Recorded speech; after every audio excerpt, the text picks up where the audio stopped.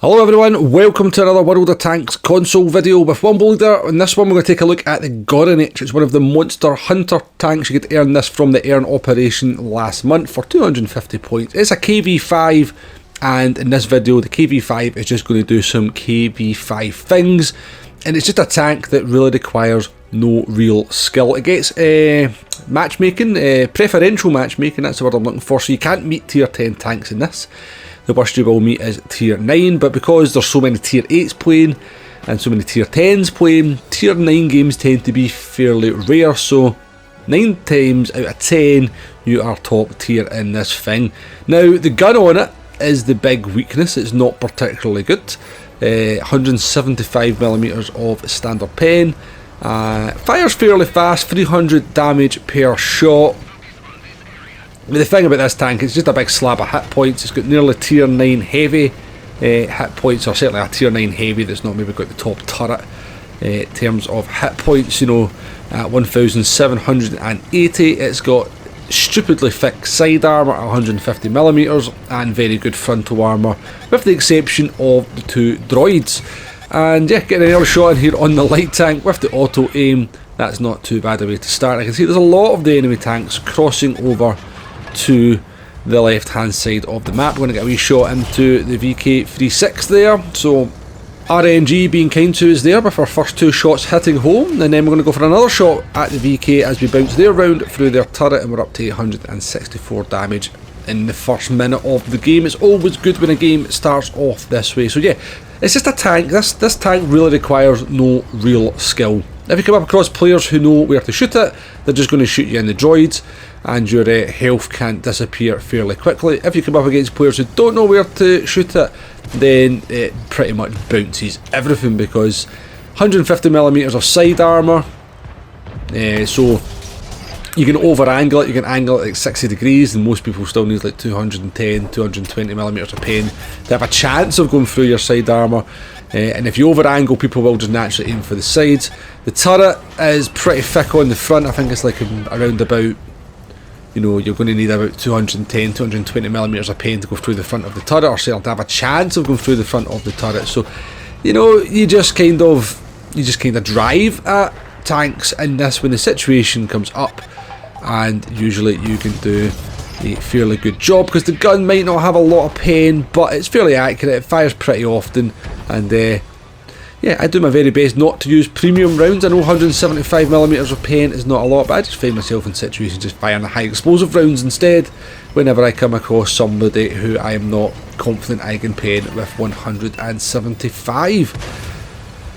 So coming up against a couple of ISMs now. This is a couple of formidable opponents for the KV-5. Very thick armour on those tanks. They're side scraping there, but we put a standard round through the commander's hatch on the ISM, and the first one disappears fairly quickly. Still got their platoon mate to deal with here, and yeah, you're going to see, whilst we've been fairly cautious so far in our KV-5, we're just going to try and side scrape here, try and use that thick side armour to bait the shot from the ISM. He's trying to do the same with me. He's got his tank nicely angled.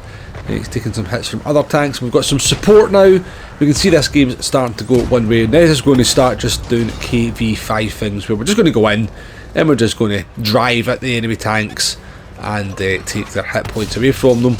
And hopefully, and more often than not, when you do this with the KV-5, you seem to come out with still the vast majority of your hit points.